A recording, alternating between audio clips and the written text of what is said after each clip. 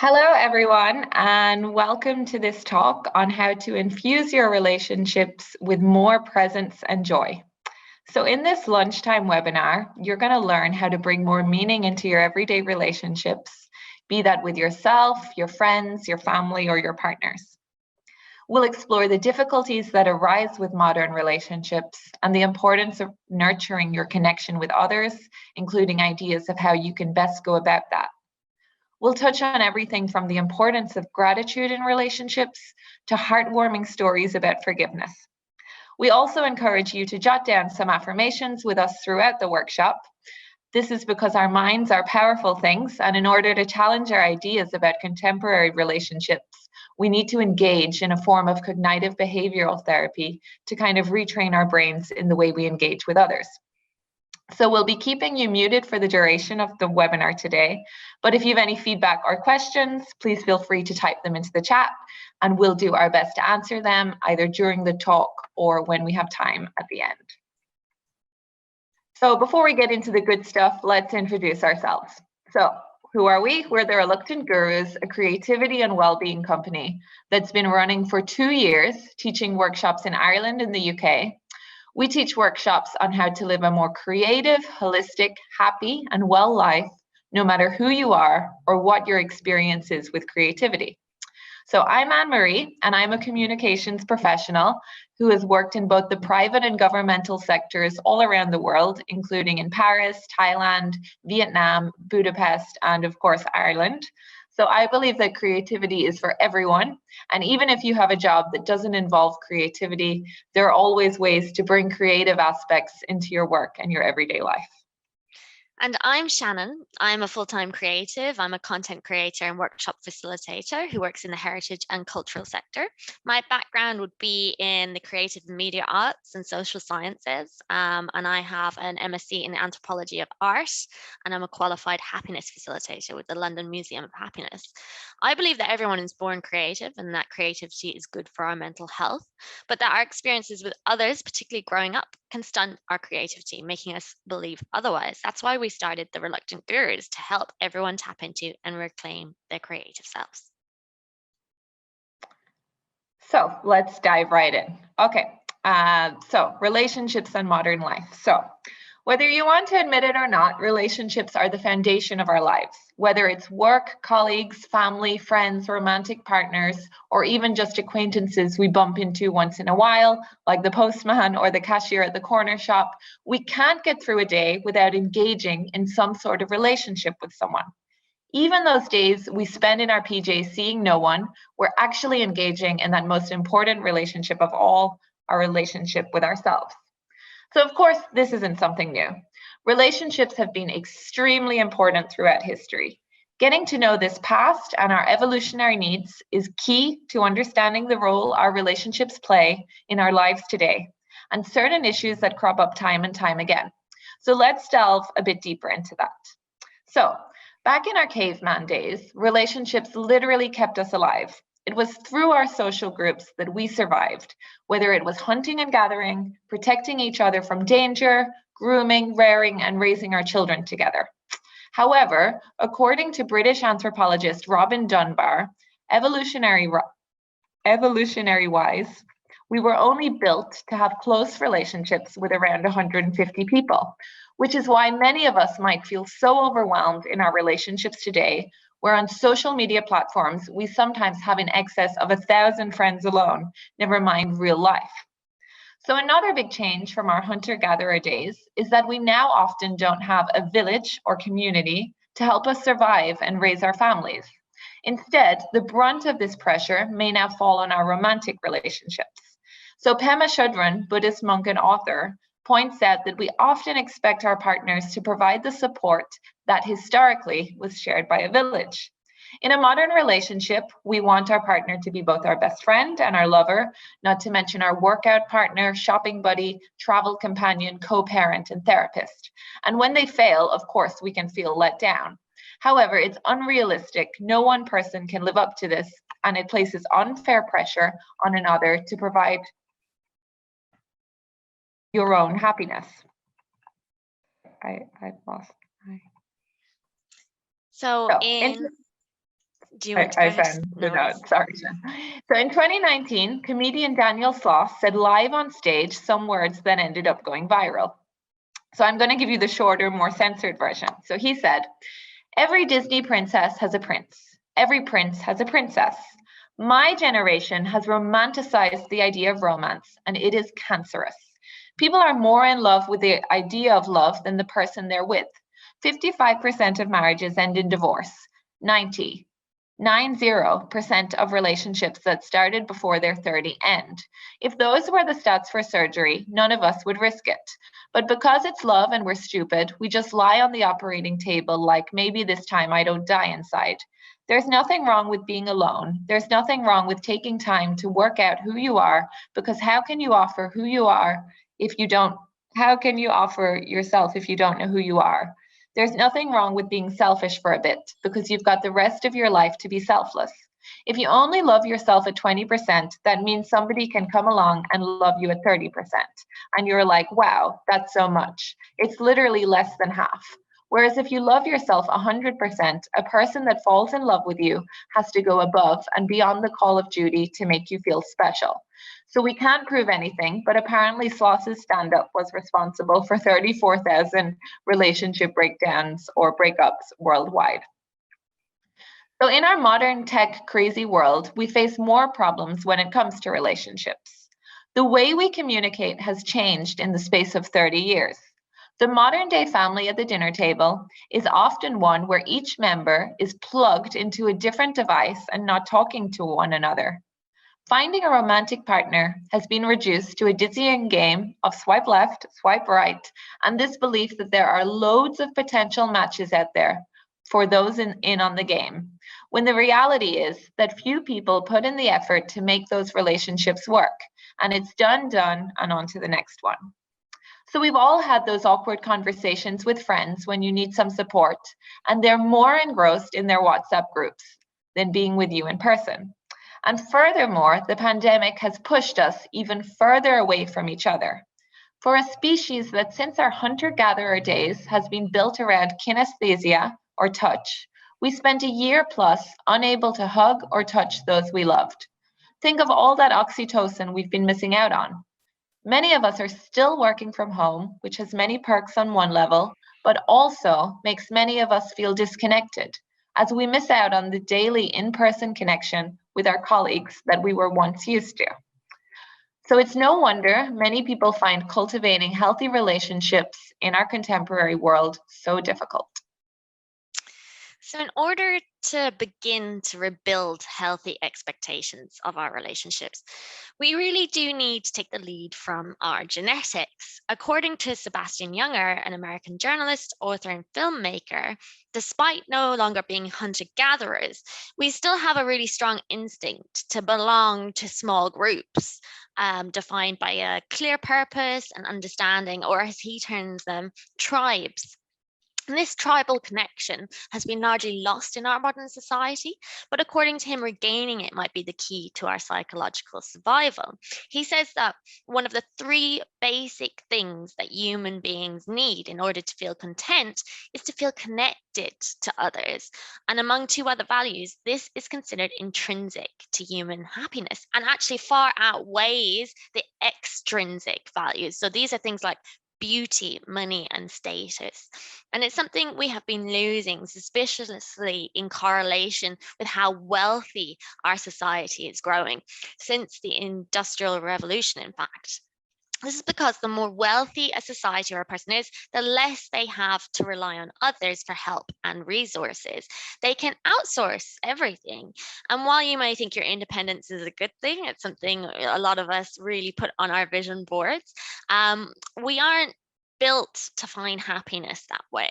So going against our community need is actually something that is causing us to feel like we have a hole, like there's something missing. And according to Sebastian, this trade-off is less common good and purpose, more isolation, and a greater increased risk of depression and suicide. And he says numerous cultural studies have shown that modern society, despite its nearly miraculous advances in medicine, science, and technology, is afflicted with some of the highest rates of depression, schizophrenia, poor health, anxiety, and chronic loneliness in human history. As affluence and urbanization rise in a society, rates of depression and suicide tend to go up rather than down.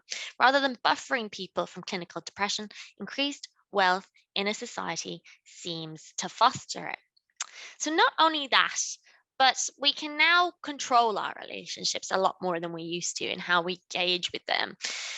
And this is through obviously digital technology. And this is presenting issues with us establishing authentic connections. Sherry Turk, the author of Alone Together, Why We Expect More from Technology and Less from Each Other, says human relationships are really rich, but they're messy and they're demanding. And we clean them up with technology, texting, emailing, posting, all these things let us present the self as we want to be. We get to edit, and that means we get to delete, and that means we get to retouch the face, the voice, the flesh, the body, not too little, not too much, just right. Of course, if we live far away from each other, these tools are incredible. And keeping us in touch with those who are far away is what they're designed to do. But using technology to filter ourselves to those that we see every day, well, that's another thing entirely. The famous comedian Chris Rock makes the point that it's important to take a digital detox from one another as well, particularly if it's someone who's close to you. Some of us keep in constant contact with our friends and our partners on our phones that when we see each other, we don't have any news to tell. And if we are in constant contact, how are we going to appreciate or miss one another? So I'm going to quote Chris here, but the way he puts it is funnier and more succinct than anything that I could do. And we've taken out some of the swearing, but he said, I was married for 16 years in the era of the cell phone, which means my 16 years is actually longer than my parents' 40. In 16 years, I had more contact with my ex-wife than my parents had in 40 years. My father used to leave for work at 6:30 in the morning and come home at 8:30 at night. And during the day, he and my mother had absolutely no contact at all. None, okay? That's what a relationship used to be. They actually missed each other. You can't miss nobody in 2017. Not really. You can say it, but you don't really miss that person because you're with them all the time. They are in your pocket. And as soon as you leave, you get a text, you get a ping, you get a beep. So the other unhealthy part of this is that we're fooled into thinking that by using technology, we're less lonely and more connected than ever. And this is what all the technology companies really base a lot of their sales strategies on. Many people turn to their phones constantly to send a message to a friend or a photo with a family member. However, we don't receive the social rewards from technology that we are primed towards needing. So going back to this genetics, in the case, in this case, it's contentment and bonding in the hormone oxytocin that we get really from bonding, from having these relationships in our life. And we don't get this from the phones. Instead, we receive actually a different hormone called dopamine. And this is a very good feel-good hormone, but it's very addictive. And it's very easy to confuse oxytocin and dopamine as they both make us feel nice. But while oxytocin leaves us feeling connected, fulfilled, and content, dopamine leaves us with big highs and crashing lows. And hence I return time and time again to our phones to get our latest hit. So on the flip side of this, by constantly turning to technology and looking for connections all the time, we also forget to spend time working on one of the most important relationships of all, our relationship with ourselves. A person that is unable to be alone with themselves can never be the greatest person in a relationship, as they won't know themselves. They won't be able to bring their best selves to the table. Back to Sherry, the author of Alone Together. She says people are lonely. The network is seductive, but if we are always on, we may deny ourselves the rewards of solitude. And two of the biggest rewards of solitude aren't just something that will improve things for you, but for your relationships too. Rest is the biggest one, and then a capacity to be emotionally stable. Now, there's a number of studies that back this up. The BBC's rest test, participants chose a long list of activities to identify those that they found most restful. And some 18,000 people across 134 countries took the test, and reading came up at the number one activity. And this is an activity that people usually do alone. Spending time in nature was number two. It wasn't actually until number sort of 12 on the list that we see friends and family starting to come in, which shows you that there's a lot of stress involved with your relationships. So being alone is a great way to reset, recharge those batteries. And also, perhaps most importantly, moderate your emotions. If you're feeling overwhelmed by feelings of anger, sadness, frustration, confusion, spending time by yourself is a powerful tool to help you calm down and start feeling like yourself again. In a series of experiments, researchers at the University of Rochester had hundreds of college students either spend 15 minutes alone or 15 minutes with another person, asking and answering a set of questions that have been shown not to affect mood in one way or another. And before and after the 15-minute session, either alone or with a companion, participants filled out a short survey that identified their current emotional state. And it turned out that the subjects who had either strongly positive or strongly negative emotions, those feelings partially disappeared during their 15 minutes of alone time. So only when they were alone were they able to regulate their feelings. So that this suggests that regularly spending a little time by yourself and away from technology can have a lasting positive effect on your mood. So now we've kind of covered briefly the issues we face in contemporary relationships. Let's start exploring how to reconnect to and foster our relationships in a healthy way. So as we said at the beginning, we encourage you to write down an affirmation or mantra for each section. So mantras are frequently used in meditation sessions to silence mental chatter, while also being a good reinforcement tool to encourage positive thinking and behavior. So an example of a traditional mantra you've probably heard of is So it's the simplest to repeat, yet a powerful acknowledgement of connection between all things. So for each section, to create your own mantra, you're going to decide which idea you want to focus on. You're going to turn it into a declarative statement. And a very important thing about mantras is to always write them in the present tense and imagine you already have what you're looking to attract as part of your reality. So for each section, you can choose the mantras that we mentioned, or you can create one of your own and write it down to remind you and encourage you in your journey towards healthier, more joyful relationships. So we'll be doing that as we go along. So, following on from what we've just gone through there about the benefits of solitude for both yourself and others, introducing healthier ways of engaging and developing a relationship with yourself is perhaps the best place to start.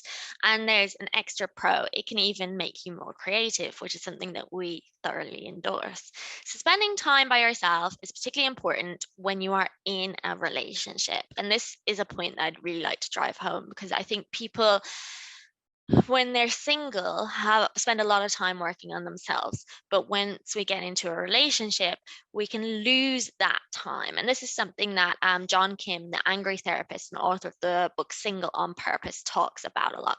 We have a tendency to ignore our self-care. I mean, have you ever met someone and you started dating them and they seem like the perfect person, they're really interesting, they're doing lots, and then a few months down the line they completely sort of change their personality?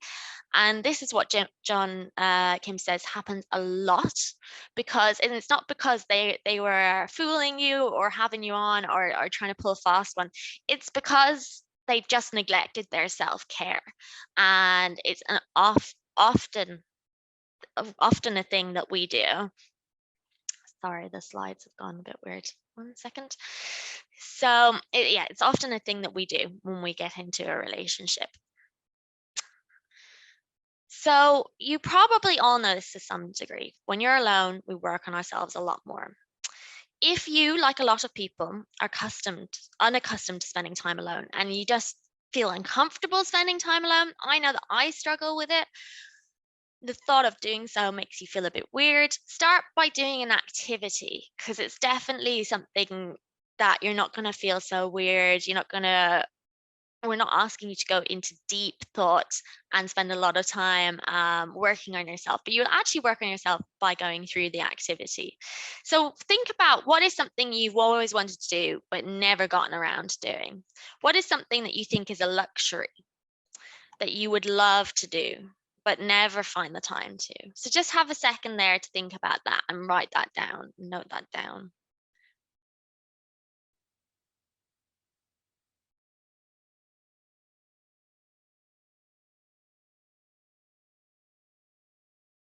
It can be as big or as small as you like. For me, it's going to a cafe, getting an expensive coffee, sitting and reading a book.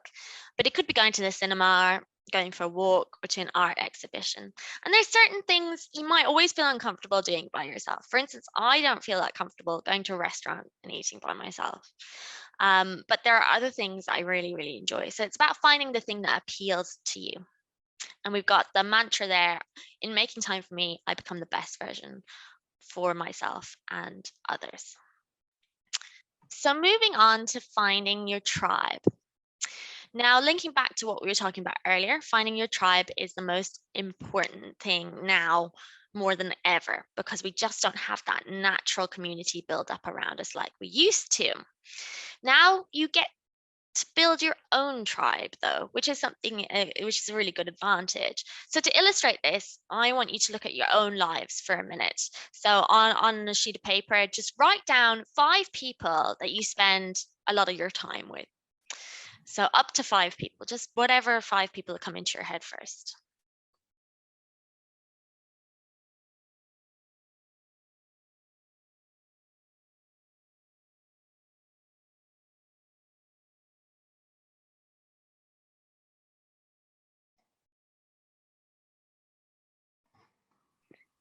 Now, once you've written down these 5 people, I want you to have a look at each of them and have a think about how these people came into your life. Was it through choice? Well, was it by accident? Like maybe you met them at school, at university, they were somewhere that you were made go or that you were going to anyway, and you happened upon them and you made friends with them. Or is it a case of duty, which is something that often is the case as well for parents, because we didn't choose our parents, they're in our lives and we might spend a lot of time with them, but we might do that more so out of duty. So just go back through your list and have a think about how these people came into your life.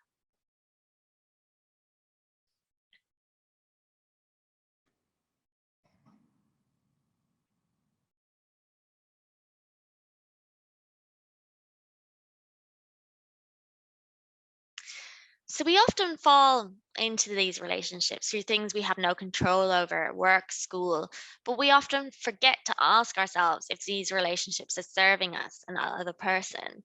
As we get older, it's more difficult to find new relationships as well because of our reliance on these old methods of accidental community to connect to others. So how do we find our tribe, people with common purpose, interest, goals, that can add joy to our lives? Well, here are some examples. Investing in yourself, like we were talking about in the last slide. The more you invest in yourself, the more activities you do that you enjoy, you're going to meet more like-minded people. And if you can't find something you enjoy, why not create it as well? Just like with us, the Reluctant Gurus, it was an idea about being creative, and we wanted to go to workshops like this, and no one was doing it, so we set them up ourselves. So you might want to set up a book club or a social outing. And a good way to sort of reinvest in these relationships is to invite people you already have in your life to try and do new things with you. Because often we have friends from childhood for a very long time. We've kind of outgrown our connections with them, but we don't want to lose them from our lives for whatever reason. And even though we both changed, we return to the routine of doing the thing we always did, even though maybe we both don't really like it anymore. So why not invite old friends to do new things with you and create those new memories? Take turns exploring what they enjoy and what you enjoy together. Which brings me to the letting go of the relationships that no longer serve you, particularly negative ones. So Jay Shetty, the social media superstar and author of the book Think Like a Monk, advocates the 75% rule with relationships. He states that we will fail to reach our full potential and live happily if we invite negativity into our lives through our relationships. And the secrets to reversing the negative cycle is to begin to make an audit of your friends, an analysis of who's in your life and who you choose to spend your time with, which we just started there with 5 people that you've had a look at. So he says beside each name, write whether or not they are a positive or a negative influence. So that's the next thing I just want you to have a look at very briefly. Your 5 people you've written down, do you think they're a positive or a negative influence in your life?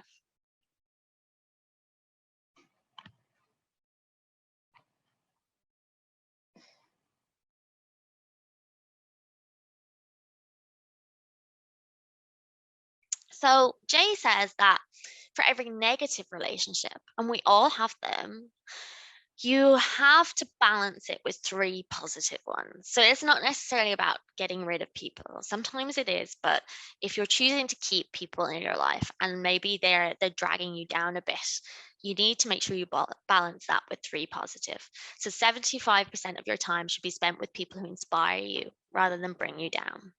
So the mantra for this is I surround myself with people who inspire me to be the best person.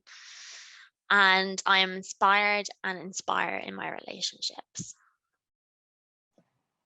So with what we've discussed so far in mind, so taking your relationships from the digital realm into the real life world is perhaps the most important thing you can do to cultivate healthy bonds. So we recommend making time to switch off your phone regularly, taking time to meet people in person where possible, and also, as we said, to be properly alone with yourself. So you don't have to abandon your phone altogether, but a few suggestions could be leave your phone at home when you go for a walk, agree with friends on a no phones at the table rule, or no phones when you're spending the day together, or schedule phone time in, just like you would a phone call years ago. So maybe for an hour in the evening, respond to messages and go on social media, but the rest of the day, only answer your phone when it rings. So the mantras for this section could be, I release the need to spend too much on devices, or I commit to focusing more on my relationships and less on technology. Now, it's really important in our relationships, no matter if it's our partner, our friends, whoever in our lives. A big thing to remember when dealing with others is that we're all different. We live our world through our own eyes, and therefore sometimes can forget that different people have different needs and wants. So we have a story here, which is quite unusual, but we find it quite beautiful. So Nikola Tesla was a Serbian American inventor, and he is best known for his contributions to the design of the modern alternating current electricity supply system. And Tesla used to take walks in the park to feed the pigeons. He developed an unusual relationship with a white pigeon that used to visit him every day. And he said, yes, I loved that pigeon. I loved her as a man loves a woman, and she loved me. He had a strong, unbreakable link with that pigeon and was convinced that they communicated. And one day she flew into his hotel room and he knew that she was going to die. He just got this overwhelming feeling. And when that pigeon died, he said, something went out of my life. Up to that time, I knew a certainty that I would complete my work, no matter how ambitious my program. But when that something went out of my life, I knew my life's work was finished. So this is an example of an unusual relationship where both Tesla and the pigeon were getting different things out of it. In complement to this, people have different ways of showing love and different needs and wants. So there's this thing called the love languages. So this isn't just applicable to romantic relationships. And these love languages were in a book by Gary Chapman in 1992. And there's 5 general ways that people express and experience love, which Chapman calls love languages. And they are acts of service, so doing things for other people, gift giving, giving things, showing love through giving gifts, buying things for others, physical touch, so that kinesthesia, that connection, quality time, and words of affirmation. So saying lovely things to one another. So keeping these 5 things in mind, one of these will be dominant when it comes to your relationships that you deal with. Each person will have one of these as their key way of communicating. And that's what you need to think about when you're communicating with others. So some affirmations for this section are, I let go of my expectations about relationships and realize everyone needs different things. So mindfulness has been very much a buzzword recently. And it's all about being present in the moment. And it's finding the extraordinary in the ordinary and acknowledging every single moment of our lives are important. And this is a very important thing Can you? our relationships. We often think that life is about the big achievements, but really, like the cliche, it's actually in the journey, not the destination, that takes the most time. And it's where you should be investing to make sure you gain the most from now. So Eckhart Tolle explains that mindfulness can help relationships when he says, when you surrender to what is and so become fully present, the past ceases to have any power. The realm of being, which has been obscured by the mind, then opens up. Suddenly, a great stillness arises within you, an unfathomable sense of peace, and within that peace, there is great joy. And within that joy, there is love. So, while we obviously always remember the big moments, it's those small ones, those times that you spent with your friends, your family, your partner, where you were laughing, having a beautiful evening together, smiling, that really stick in your mind. In those moments, you were truly present and nothing else mattered. There were not expectations. They were not big moments. They were just moments where you just were. And that is presence and that is love. And likewise, think back over the times of stress in your relationships. Most of the times of stress in our relationships is when we're looking back to the past, we're bringing back up past hurts, or we're looking to the future and we're projecting our ideas onto the other person and they're not fulfilling them in some way or another. And I'm sure we all have ideas in our relationship of when we've argued with someone, we brought something up again that they did a long time ago. Can you hear me? Yeah, I can hear you. Are you okay? I'm just going to continue on. These expectations and past hurts are very, very difficult for us, because what happens is they don't keep us in the moment. They don't keep us connected to everyone. And we really need to actually be present with our relationships. So having a look here on the screen, we do have a couple of mantras for you as well. I'm present in all my relationships. I take the time to really both look at and listen to what the other person has to say. And this gives you the key of how to remain present in your relationships. Because what you really need to do is you need to use your senses to stay in the present moment. So whenever you feel like maybe you're getting overwhelmed by your relationships, start by using your sight, your sense of smell, your hearing, your touch as a way to connect to your partner. So creativity and fun in relationships, and would be remiss if we didn't have a slide on this because of the fact that we are all about creativity here at the Reluctant Gurus. And as Pablo Picasso once said, every child is an artist. The problem is how to remain an artist once he grows up.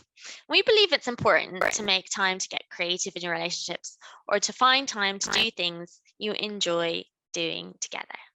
So how will this benefit you? Well, after just discussing mindfulness, one hack to becoming instantly mindful is to be creative.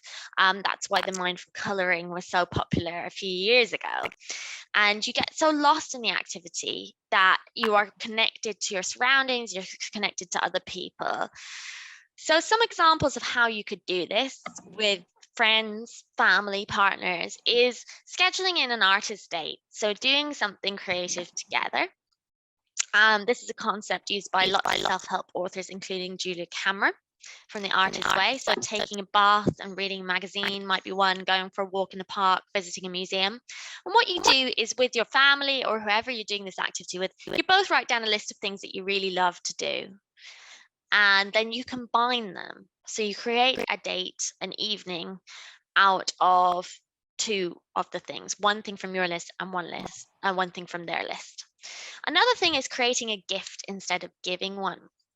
So we all fall into the trap sometimes of thinking we show our love by what we buy one another. And we have discussed the love languages. So in some aspects, gift giving is very, very important, but the money isn't actually important. Um, Culturally, the cost of the gift doesn't matter at all. It's more about the thought and the intention behind the gift. For example, in certain parts of Japan, the gift itself is of less importance than the wrapping paper that it comes in. So, thinking about that, you might want to start making gifts or putting time into your gift giving, because this is where some people will really appreciate and know that you're connected to them. So, you could do things like writing a list of everything you associate with the person, whether their likes, whether their dislikes, funny memories you have together. And then you list at least 10 things. And then you can use this as a starting point to think of creative gifts for them. You can do all the stereotypical things, print a map and or make a memory book, translate your names into other languages, and create a calligraphy collage, and creating a book of all the creative experiences that you've had together as well would be really nice, drawing things together. But something really interesting, we did a workshop with iconic offices in January all about vision boarding. And vision boarding is a way to put everything that you want in your life in one place. But you could do a nice mixture of a vision board, which is more like a vibration board where you have memories from the past, things in the future as well as all these different things that you and your partner, your friends, your family like. So you could put on, your favorite cup of coffee and just all the things that make you so happy, and you all contributed to it together, and then it's something quite lovely that you can look back on. And a lovely other thing is to think about the ways that we communicate with one another. So we were talking about this digital detox, but looking back to the past as inspiration, writing each other a letter. Who takes the time to do that nowadays? And it's actually quite a beautiful way to communicate. So you could include things that you're grateful for about your family member. And you can include drawings. You can include things about your day. You can include some poetry or creative tasks. Why not try and write a haiku and challenge your partner to respond in like? And you could think about what you would most like the other person to know about you and what you would most like to know about them, and ask them questions. And it's just something a little bit more intimate and different. So affirmations for this section could be: I commit to having fun in all my relationships. I make time for fun with my friends and my family. So a very important thing is to accept the difficulties that arise with relationships, because of course we want to keep this workshop positive. We also want to keep it real. So let's face it, relationships can be both messy and beautiful. And often many of us face problems in life, and those problems come from other people. And we sometimes believe that our partners, parents, colleagues, and whoever should be kinder, should be more thoughtful, more fun, more devoted. However, what's important for us to realize is that actually it's us that creates our experiences. So when you're coming to a relationship of any kind, you need to also audit yourself, not just the other person. And this is something that we do all the time. We're always thinking about how someone else hurt us. But actually, their reaction says more about them than it does you, and your reaction says a lot about you. So you have to have a think about how you are behaving. There's also a number of factors that can hinder us or encourage us to react poorly and selfishly during times of conflict. Firstly, our survival responses, such as the survival of the fittest, fight or flight, are real instincts that can be activated in times of difficulty. And while this was really useful years ago when there was much more threats to our survival, now they are more damaging than helpful. They encourage us to work against one another rather than together. Not only that, but society often works to tap into these responses, keeping them activated. So, for example, one of the key marketing techniques for products is scarcity, making people believe that there's less of something so that they buy it. So, all of these things work towards making us react rather than respond. So we need to think about reaction is basically when you have an emotional response to something. But responding is taking the time to think about the other person. What we do a lot when we're having arguments with people is that we project onto them. We become defensive. And what we really need to do is take time to deal with their issue first. And then if we have our own personal issues, to follow that up at a later date. But what we often do is we react and we bring up past hurts and we're defensive. So a mantra for this section is we are working together toward a common goal. And that way we both win. So just moving on, because we have run out of time, unfortunately, but there are some other things that you can do in terms of dealing with your relationships. And a very important one is gratitude. It's important to practice being grateful for your relationships and picking out things that are positive experiences. So you can do lots of things like this. You can have a WhatsApp group where you can share a lot of different points about what you love about the other person and the other people in your life. And forgiveness, practicing forgiveness of both yourself and the other people is very, very important as well. So just the summary here on the screen for the workshop today. We hope that you enjoyed it. If you do have any questions, please do let us know. But realize that relationships are not easy, that modern society does not necessarily help by making us more isolated, either by capitalizing on our genetics or not fulfilling our needs at all. Reject technology in favor of presence. So really focus on being present, using your senses to engage with other people. Take time to audit both yourself and your friends and find your tribe. And practice creativity, fun, mindfulness, and gratitude. Spend time alone to develop yourself and learn how others communicate and adapt accordingly. And that's kind of all we've covered in this session here today.